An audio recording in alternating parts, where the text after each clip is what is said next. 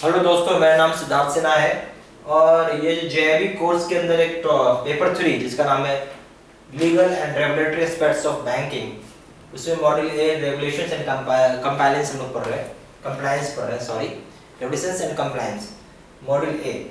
ठीक है, तो थोड़ा सा भी हम बैंकिंग के बारे में आपको, इसमें क्या होता है, बैंकिंग के बारे में नियम कानून आपको जानना है, बैंकिंग का क्या रूल्स है, क्या लॉज है, किस पार्ट से गवर्न होता है, वगैरह वगैरह आपको जानना होता है। एक लेमन भाषा में समझिए बैंक क्या है। An organisation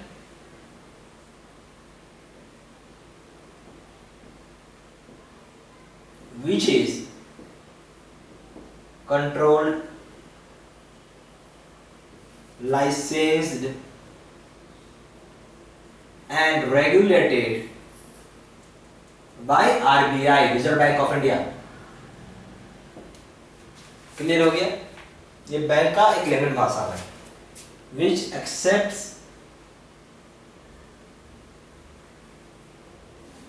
deposits, pay interest and lends money। Bank क्या करती है? बैंक एक ऑर्गेनाइजेशन है जो कि आरबीआई के तहत गवर्न किया जाता है, लाइसेंस मिलता है, कंट्रोल भी करती है और उसको अधिकार है कि पब्लिक से पैसा ले सकती है और उस पर इंटरेस्ट दे सकती है। जो सरकार पब्लिक से पैसा लेती है उस पर इंटरेस्ट मिलता है। आप सेविंग अकाउंट में अगर आप डालेंगे 1000 रुपए तो आप देखेंगे एक साल के आखिर में 30 रुपये आपको, सॉरी 40 रुपये आपके अकाउंट में क्रेडिट हो जाएगा 4% इंटरेस्ट के हिसाब से। और लैंड भी करती है, यानी आपको उधार भी देती है। ठीक है, ये चीज होगी। डिपॉजिट्स मनी कहां से? From public and lends money to public। ये बैंक का काम हो गया। ठीक है, bank is mainly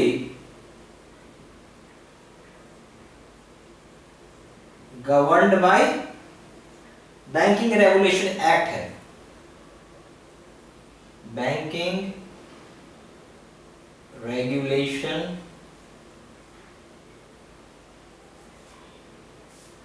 act 1949 and reserve bank of India act, इसको लिख लीजिए, 1934 का।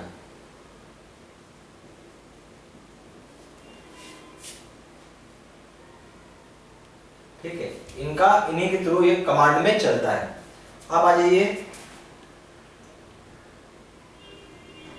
बिजनेस ऑफ बैंकिंग में।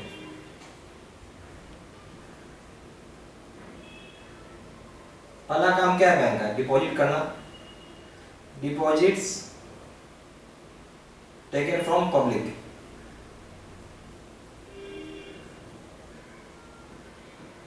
किसके तहत होता है? Section 5B of Indian banking, sorry banking regulation act of banking regulation act, sorry 5B नहीं होगा, 5A होगा। डिपॉजिट के लिए 5A होता है, एक्ट 1934।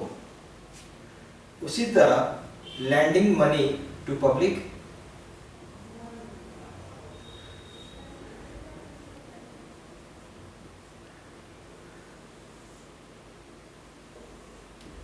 section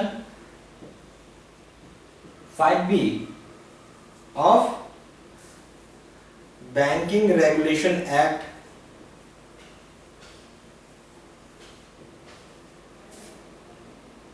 1949 है, सॉरी।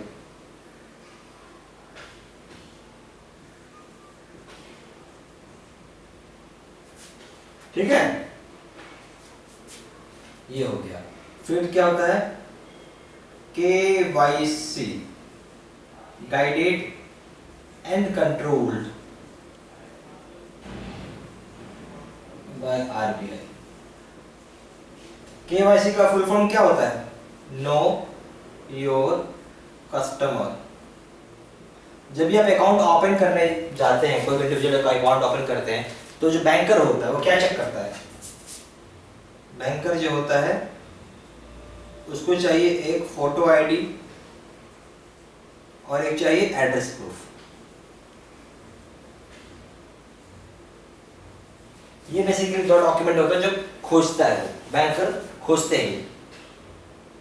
अगर बैंकर के पास डिस्क्रिप्शन पावर भी है कि नहीं भी अकाउंट ओपन कर सकता, अगर वो ये दो डॉक्यूमेंट नहीं पाता है और उसको लगता है कि कस्टमर कोई पास ये दो डॉक्यूमेंट नहीं है, कस्टमर जेन्युइन नहीं है, कस्टमर फ्रॉड है, सब समझिए कस्टमर फ्रॉड उसका समझ में आता है, जेन्युइन नहीं है या डॉक्यूमेंट्स नहीं है, तो बैंकर रिजेक्ट भी कर सकता है और जेन्युइन डॉक्यूमेंट्स बैंकर एक्सेप्ट भी कर सकता है। ये बैंकर के पास पावर है, ठीक है। बट रिजेक्शन का ग्राउंड होना चाहिए। ऐसे नहीं है कि कोई आदमी लेके आया डॉक्यूमेंट, आप बोलोगे नहीं नहीं ओपन करेंगे, तब तो आप पे कार्रवाई हो जाएगी। अगर वो आदमी लेके आ रहा है सामान, डॉक्यूमेंट सॉरी, और डॉक्यूमेंट आप पाते हो कि ये जो सपोर्टिंग डॉक्यूमेंट है इसमें नहीं अवेलेबल है, तो आप उसको रिजेक्ट कर सकते हैं, उसको बता के कि हाँ ये डॉक्यूमेंट नहीं है। बट अगर सारा डॉक्यूमेंट है उसके बाद रिजेक्शन करें तो आप पे ही उल्टा पड़ जाएगा और पता चला आप ही जॉब खतरे में आ जाएगी। तो हमेशा आपको जो करना है, आप रिजेक्शन तभी करेंगे ऑन द ग्राउंड डेट की आपको सपोर्ट नहीं मिल रहा। ये तो नॉर्मली एक्सेप्टेंस ही होती है, ठीक है।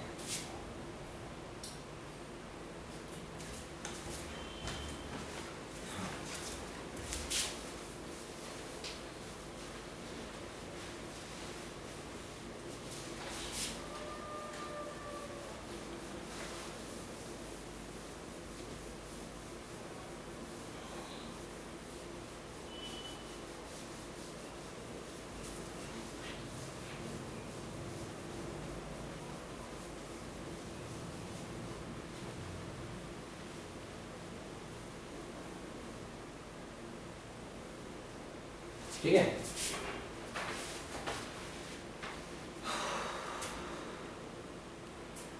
डिपॉजिट्स अब क्या है? CD deposits, withdrawal, deposit withdrawable,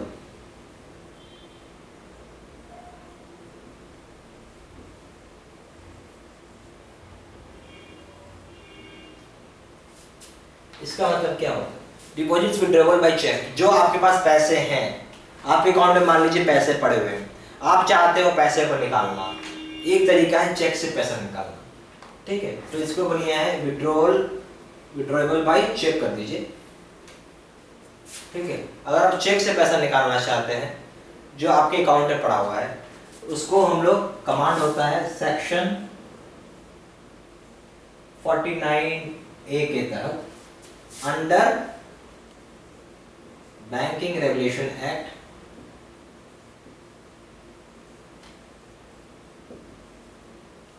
1949,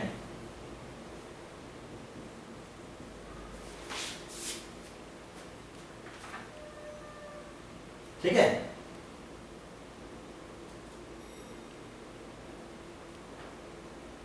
अच्छा, ये तो हो गया आपका। एक चीज और होता है एक्सेप्टेंस ऑफ, आप ऐसे लिखो नॉन बैंकिंग फाइनेंस कंपनी का लिख लिया NBFC, non banking financial company, financial company जो होती है ये भी पैसा एक्सेप्ट करती है, एक्सेप्टेंस, और ये भी लोन देती है या एडवांसेस, कंट्रोल्ड एंड रेगुलेटेड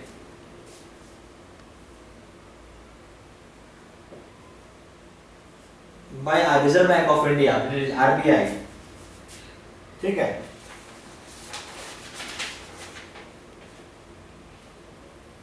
तो ये जो होता है इसका गवर्न्ड बाय चैप्टर 123B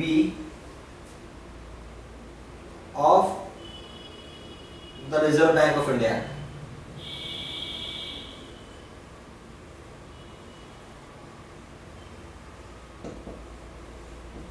किस एक्ट से? Chapter 3 of the reserve bank of India act के तहत एक गवर्न होता है। क्लियर हो रहा है?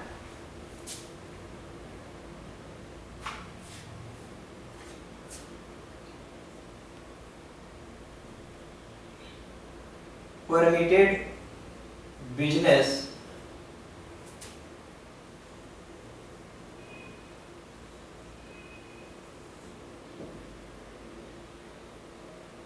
Of banks. देखिए बैंक बहुत सारी बिजनेस करती है, ये तो आपको पता होगा। एक तो हो गया डिपॉजिट, दूसरा हो गया एडवांस, तीसरा हो गया आजकल वो डीमैट अकाउंट भी ओपन करती है,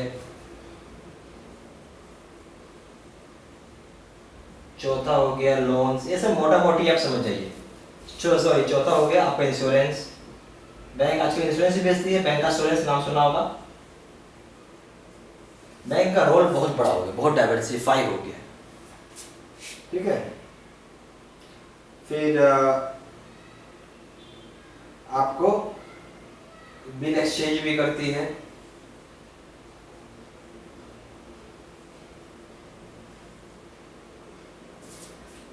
देखिए आपका जो डीमैट हो गया, डीमैट में शेयर्स आ गया, बॉन्ड्स आ गए, सब इसी में आ गया आपका, ठीक है। बहुत बड़ा सेक्शन हो गया।